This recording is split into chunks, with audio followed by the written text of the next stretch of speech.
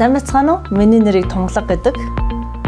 Үйлчлэгээний салбарт өөрийн бизнесээ цэцэглүүлэн хөгжүүлэх гэж байгаа бүх бизнес эрхлэгчдэд зориулсан үйлчлэгээний салбарын ажил олгогч нарт зориулсан сургалтаар та бүхэнтэйгээ уулзаж байгаадаа маш их баяртай байна. Таны бизнесийн алсын хараа амьдрал дээр өдөр тутмын үйлчилгээнд чинь хэрхэн хүрж байгаа вэ? Танд санаа зовсон асуудлууд тулгарч байна уу? Үйлчилгээний ажилтны өдөр тутмын үйлчилгээний харилцаа, ёс зүй, хандлага, за мөн өдөр тутмын харилцааны горим дээр танд сайжруулмаар санагдаж байгаа асуудлууд байна уу? Бид бизнесийнхаа стратеги төлөвлөгөө, зорилгыг маш тод том руу хардаг. Алсын хараагаа тодорхойлсон байдаг. Мөн дээрэс нь үйлчилгээгээ яаж хүргвэл энэ миний бизнес, манай багийн ирээдүйн олд амжилт бий болж болох вэ гэдгийг хангалттай төлөвлөж өгсөн байдаг. Бас мэддэг.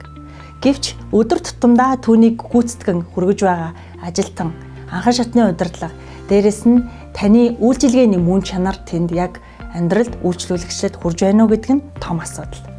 Яг танд өдөр тутам тулгарч байгаа энэ асуудлыг чинь шийдвэрлэхээр Занга Академиас тусгайлан бэлтгэсэн энэхүү цуврал хичээлүүд зөвхөн танд зориулагдсан.